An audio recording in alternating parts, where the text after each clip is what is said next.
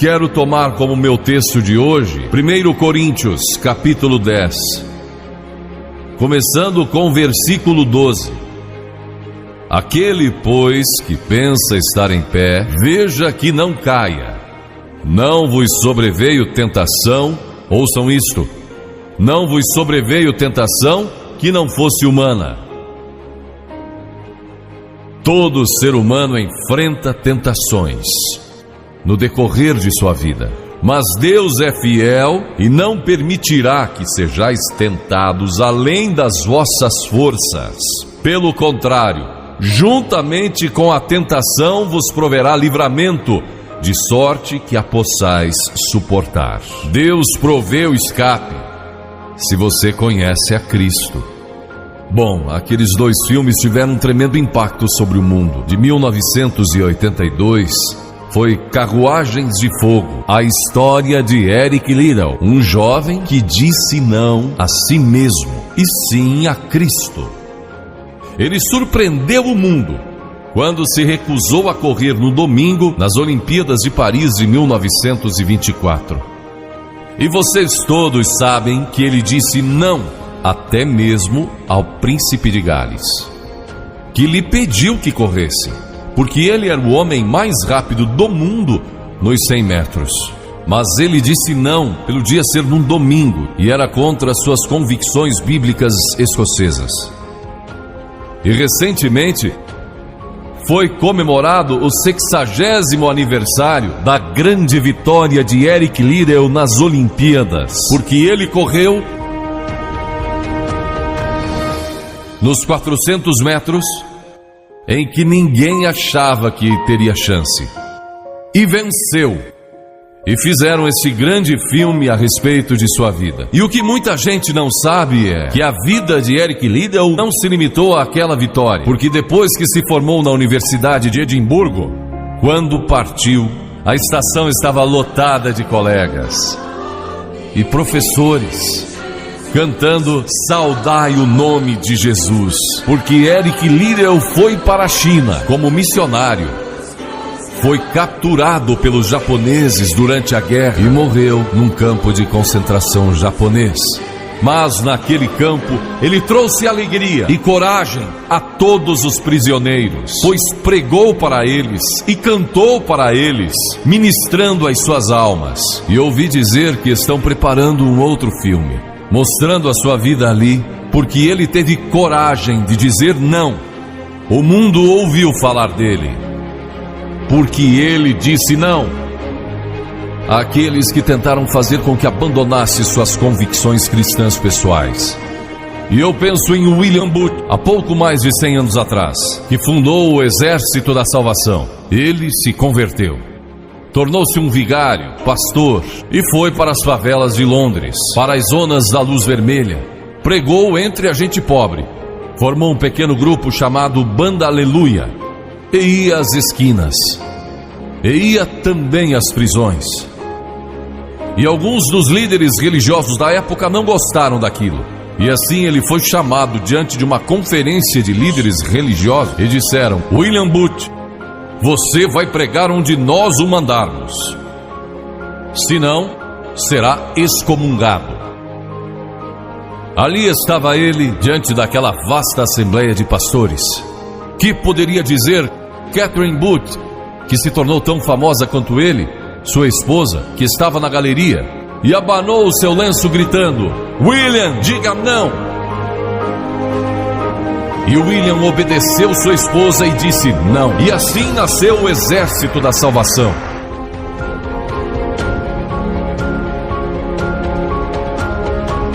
Lemos muitas histórias na Bíblia a respeito de jovens que disseram não e mudaram o curso da história. A primeira que quero mencionar, talvez nunca tenham ouvido falar. Seu nome foi Vasti e foi rainha da Pérsia, a esposa de Assuero, que reinou desde a Índia até a Etiópia. Pense em todo o petróleo que ele tinha e provavelmente nem sabia.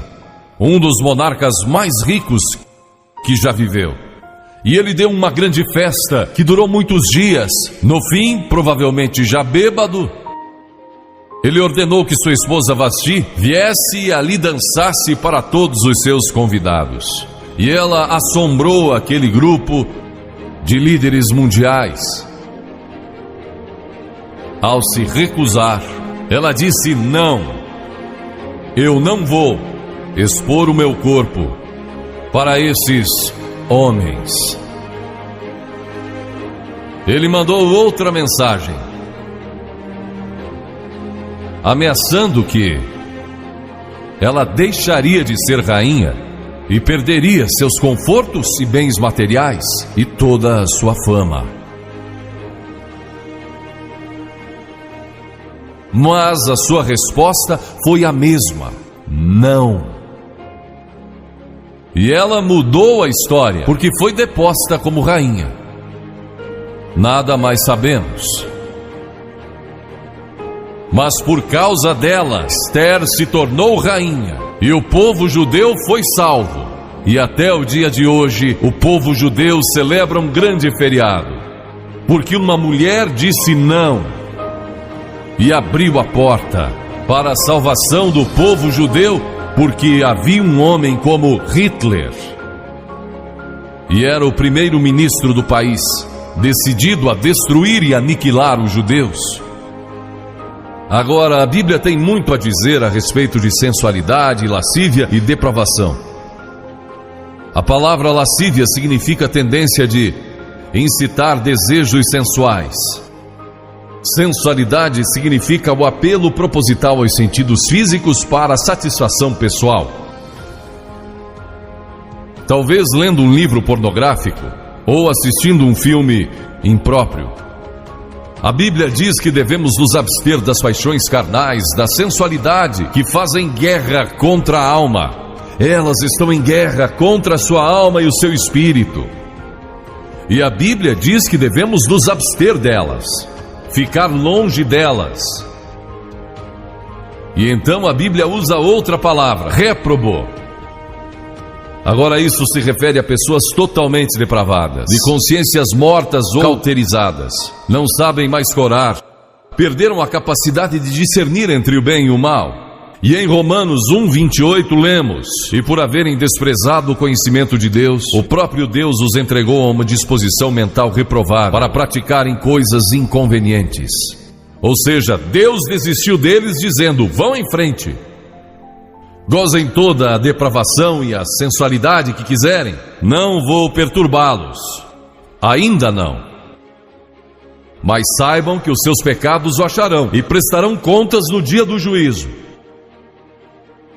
E Paulo, escrevendo ao jovem Timóteo, disse: também estes resistem à verdade, homens de todo corrompidos, réprobos quanto à fé. Em outras palavras, rejeitaram a Cristo por tanto tempo que suas consciências se cauterizaram e seus corações se endureceram.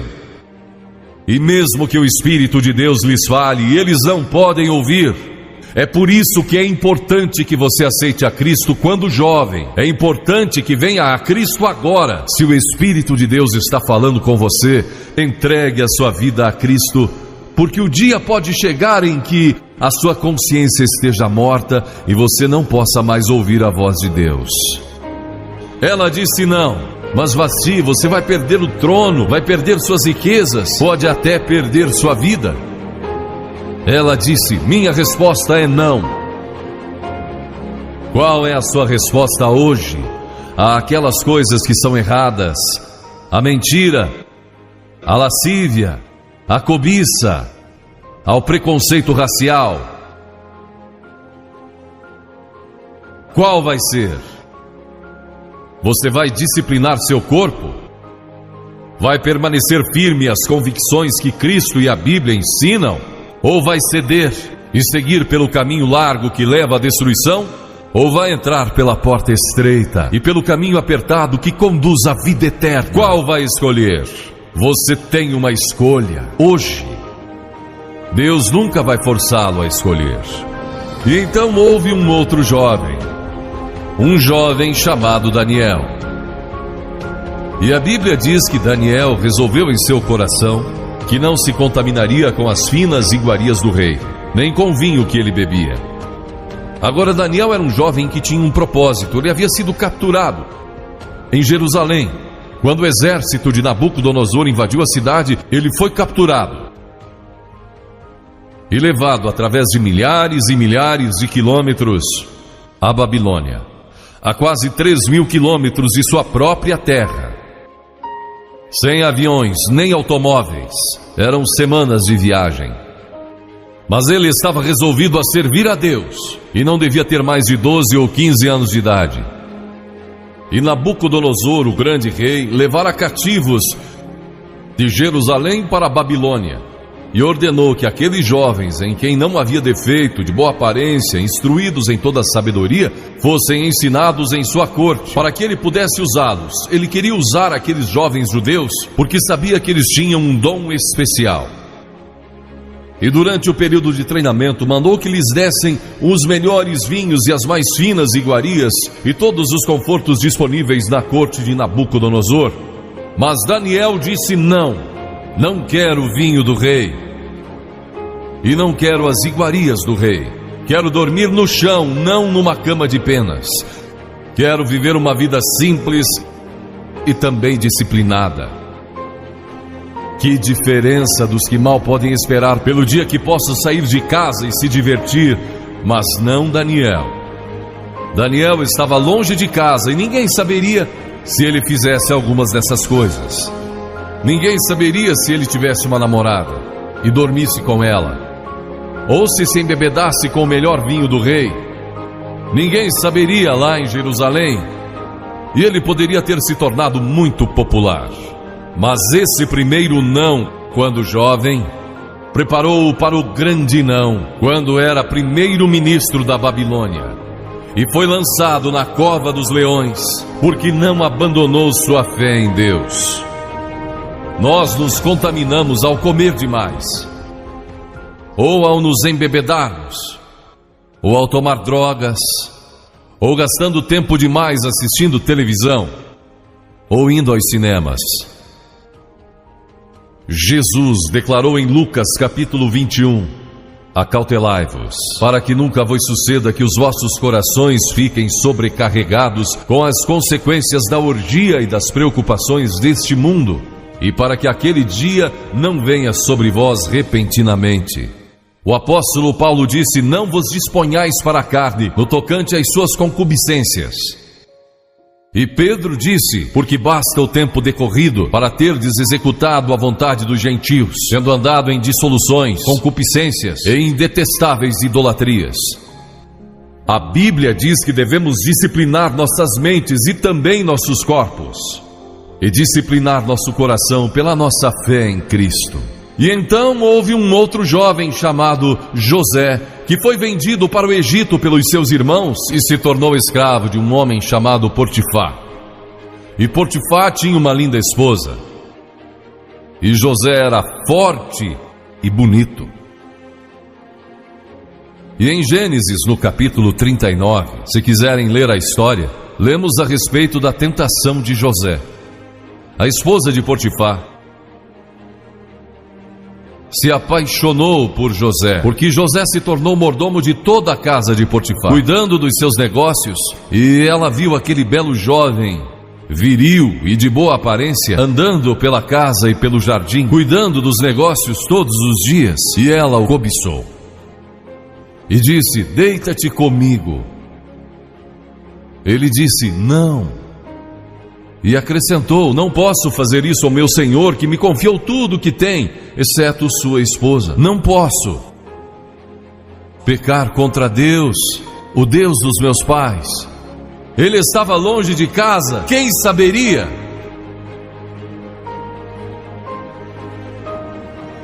Mas disse não. E quando disse não, na última vez, ela o agarrou e ele fugiu dela, deixando sua capa. E ela começou a gritar, chamando os servos e dizendo: ele tentou me violentar, que não era verdade. Mas Potifar acreditou e mandou que ele fosse lançado na prisão. E muitos de vocês sabem a história, que ele foi para a prisão E através de uma série de circunstâncias, ele depois se tornou primeiro-ministro de todo o Egito e governou o Egito sobre o faraó. Deus o guardou e o promoveu, porque José teve a coragem de dizer não quando foi tentado. Agora, sexo não é pecado. O sexo nos foi dado por Deus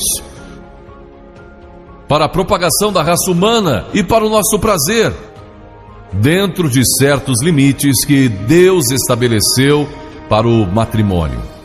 As características de um cristão são autocontrole, autodisciplina, e Paulo, escrevendo a Timóteo, disse: conserva-te a ti mesmo puro. Mas como você pode se conservar puro num mundo como este? Como pode se manter puro olhando para as bancas de jornais ou assistindo alguns filmes? Como pode se manter puro com as tentações que enfrenta todo dia? Não pode, de modo algum, exceto se Cristo está em seu coração. Ele lhe dará a força e o poder, porque nenhuma tentação lhe sobrevirá que Cristo não lhe ofereça um meio de escape. Entregue a sua vida a Cristo hoje, deixe que Ele controle a sua vida, deixe Ele ser o Senhor de sua vida, deixe que Ele controle essa área de sua vida, sua mente, seu corpo e sua vida sexual. Deixe que Ele tome conta dela. E lemos a respeito de um outro jovem chamado Moisés. Em geral, pensamos em Moisés como um homem velho, de barba, mas foi na juventude que ele tomou uma decisão que o levou à grandeza. Porque a Escritura diz, pela fé Moisés, quando o homem, talvez aos 17, 18 anos de idade, recusou ser chamado filho da filha de Faraó. Recusou, ele fez uma escolha, preferindo ser maltratado junto com o povo de Deus, a usufruir prazeres transitórios do pecado. Agora observe que ele estava no Egito. Era filho da filha do faraó, herdeiro do trono do Egito. E talvez seria o próximo faraó. Mas ele fez uma escolha, porque sabia que seu povo, o povo de Israel, era escravo dos egípcios. E ele teve que tomar uma decisão no auge de sua glória. E no auge de tudo o que lhe foi oferecido. E ele disse não a Faraó. Não vou ser seu filho, prefiro sofrer e morrer com meu povo, e servir o Deus vivo e verdadeiro. E foi exatamente o que ele fez. E conhecemos Moisés hoje como um dos grandes homens da história. Ele rejeitou os prazeres transitórios do pecado. E há uma diferença entre prazeres e alegria. Quem ama os prazeres empobrecerá, diz a Bíblia. E ela cita um homem que disse: entreguei o meu coração à loucura e aos seus prazeres, mas tudo isso é correr atrás do vento. Quem vive em prazeres está morto, embora viva, amando aos prazeres mais do que a Deus. A Bíblia diz que há pessoas que amam aos prazeres mais do que a Deus. É o seu caso? Você ama a Deus mais do que ama a prazeres pecaminosos? Não falo de esportes e todas essas coisas maravilhosas que temos. Falo de prazeres pecaminosos. Mas a alegria produzida pelo Espírito Santo, e há centenas de passagens que falam dessa alegria. Você pode ter alegria mesmo quando não tem prazer, porque a alegria é profunda. O anjo disse aos pastores naquela grande noite: não temais, pois vos trago boa nova de grande alegria, que o será para todo o povo. E mesmo no sofrimento, quando você recebe a Cristo, Deus não remove o sofrimento. Ele não remove todos os problemas e as dificuldades da vida. Ele não faz isso. Ele não promete, se você está desempregado, conseguir um emprego amanhã se você aceitar a Cristo hoje à noite. Ele promete que lhe dará graça e força e alegria em qualquer situação. Bem-aventurados sois quando os homens vos odiarem e quando vos expulsarem da sua companhia, vos injuriarem e rejeitarem o vosso nome como indigno. por causa do Filho do Homem. Regozijai-vos naquele dia e exultai. Ele disse: quando vierem a mim e tiverem problemas e tribulações, e as pessoas odiarem vocês, ele disse: exultai, porque grande é o vosso galardão lá no céu, pois dessa forma procederam os seus pais como os profetas. Todos que viverem piedosamente em Cristo serão perseguidos. A Bíblia diz: ainda haverá sofrimento. Jesus disse: quem não tomar a sua cruz e negar-se a si mesmo, não pode ser meu discípulo. Moisés escolheu a alegria de seguir a Deus, em vez da vida de prazeres no Egito. O que você está seguindo? Qual é a sua escolha nesta hora? E então o último é Jesus. Jesus foi tentado em todas as coisas à nossa semelhança, mas sem nenhum pecado. Quer dizer que Jesus foi tentado a mentir? Sim. Que Jesus foi tentado a cobiçar? Sim. Que ele foi tentado a adulterar? Sim. Que Jesus foi tentado a roubar? Sim. Ele foi tentado em todas as coisas, como nós, mas sem pecado. Como ele teve vitória sobre a tentação? A Bíblia nos diz no capítulo 4 de Mateus e em muitos outros textos, mas vou falar só deste. O diabo veio a ele quando ele estava faminto e sedento e disse: se és o Filho de Deus, manda que essas pedras se tornem em pães. Observem que ele tentou colocar dúvidas na mente de Jesus quanto à sua identidade. Agora Jesus era o Filho de Deus, nascido de uma virgem, Filho de Deus, que foi ressuscitado dos mortos pelo poder de Deus e está vivo hoje. Mas o diabo pôs dúvidas em sua mente. Ele estava fraco e cansado e faminto, um ser humano. Ele não enfrentou o diabo como Filho de Deus, enfrentou como homem. E ele sempre respondeu citando as Escrituras. É por isso que você deve decorar as Escrituras. Nem só de pão viverá o homem, mas de toda a palavra que procede da boca de Deus. Jesus disse que há uma coisa que é mais importante que a comida, sexo e coisas materiais. É sua vida espiritual. E então ele disse: se tu és o Filho de Deus, atira-te abaixo, porque está escrito: aos seus anjos ordenará a teu respeito que te guardem, para não tropeçares. E Jesus de novo respondeu: está escrito: não tentarás o Senhor teu Deus. Então o diabo o levou a um alto monte e lhe mostrou todo o futuro do mundo, todos os reinos que ainda estavam por vir. Ele disse: se dobrares o teu joelho e me adorares, eu te darei todos os reinos do mundo e sua glória. Jesus não argumentou se ele podia fazer isso. O diabo pode dar-lhe qualquer coisa. Alguns de vocês estão vendendo as suas almas por nada, coisas sem valor.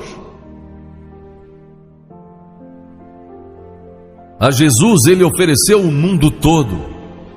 Mas ele sabia que a cruz estava esperando por ele, e o único meio de salvação para o mundo era a cruz. Se tivesse obedecido ao diabo, nós nunca teríamos tido a oportunidade de sermos salvos e perdoados. Jesus teria tomado um atalho e nós estaríamos perdidos. Mas Jesus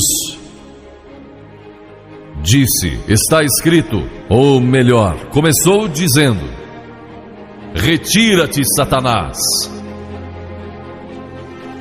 porque está escrito: ao Senhor teu Deus adorarás e só a Ele darás culto. E assim o diabo o deixou, e anjos vieram e o serviram. Observe como Jesus enfrentou o diabo ao ser tentado. Primeiro, ele citou as Escrituras. Segundo, ele estava cheio do Espírito Santo. E terceiro, estava na vontade de Deus. Você está disposto a dizer não às tentações do diabo? Está? Pense nisso. E está disposto a dizer sim às declarações de Cristo, de que Ele é Filho de Deus? e quer que Ele entre em seu coração e perdoe seus pecados, salvando? Eu sei que muitos de vocês foram batizados e confirmados. A maioria de vocês talvez sejam membros de uma igreja, ou se identificam com uma igreja, ou talvez vão a uma igreja 2 ou 3 vezes ao ano. Não sei se faz isso ou não, mas sei que muitos o fazem. Mas não podem declarar aqui hoje: eu sei que meus pecados foram perdoados, eu sei que vou para o céu. Deus está disposto a perdoar todo o seu passado hoje por causa da cruz. Deus está disposto a dizer: eu perdoo você, porque Ele ama você. E Deus se interessa por você como se você fosse a única pessoa em todo o mundo. E você pode recebê-lo nesta noite. Você diz: o que preciso fazer? Primeiro, deve estar pronto a se arrepender dos seus pecados. O primeiro sermão de Jesus foi sobre arrependimento. E a palavra arrependimento significa mudança, mudar suas ideias, mudar seu estilo de vida. Deixar que Cristo entre e o ajude a mudar. Está pronto a fazer isso? Não pode mudar por si mesmo. Mas Ele o ajudará a mudar. Não que você será perfeito. Significa que vai dar à sua vida uma nova direção. E Ele estará com você para ajudá-lo à medida que você anda dia a dia com Cristo. Você vai falhar e vai errar. Não vai ser perfeito. Mas Cristo estará com você. Se estiver pronto a se arrepender, diga a Deus nesta hora: eu pequei e me arrependo. E estou pronto a mudar. E então a segunda coisa é que você o recebe pela fé. Cliff disse há pouco que você não pode racionalizar a salvação. Há certas coisas que podemos compreender, mas muitas delas você não pode entender. Tem que vir como uma criança, dizendo: não posso entender tudo, mas eu te recebo em meu coração hoje pela fé. Pela fé que somos salvos, pela fé e não por obras, para que ninguém se glorie. Pela graça que somos salvos. E então a terceira coisa: você está pronto a sair daqui hoje dizendo: vou segui-lo e servi-lo o melhor que me for possível.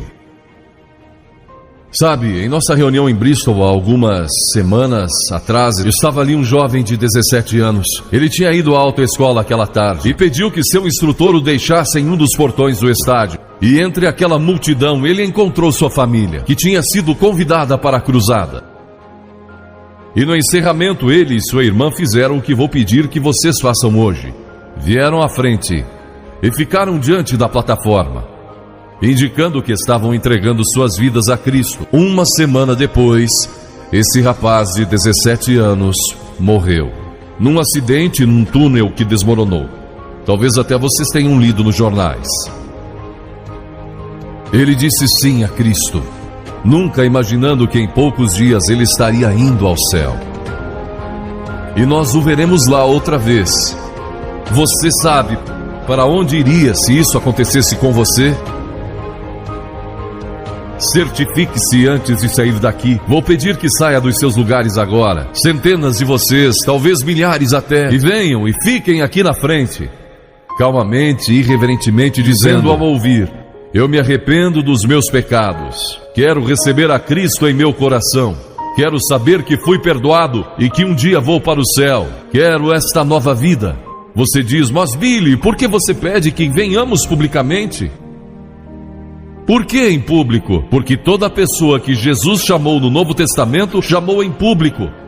Ele disse: se não estiver disposto a me confessar diante dos homens, tampouco eu o confessarei diante do meu Pai que está nos céus. Jesus morreu publicamente por você, despido, sangrando, diante de toda aquela multidão. Por você. Certamente você pode vir à frente hoje, declarar sua entrega a Cristo. Não somente os jovens, talvez você tenha 70, 80 anos e Deus falou com você hoje. Levante-se e venha. Vamos esperar por você. Você que está assistindo pela internet no século 21, no Brasil ou em outras partes do mundo, também pode tomar uma decisão por Cristo agora. Entregue a sua vida a Cristo hoje. Tome a decisão que estas pessoas estão tomando, estas centenas de pessoas. Vimos mais de 3.000 pessoas todas as noites. Que Deus o ajude a tomar essa decisão hoje. E procure uma igreja mais próxima.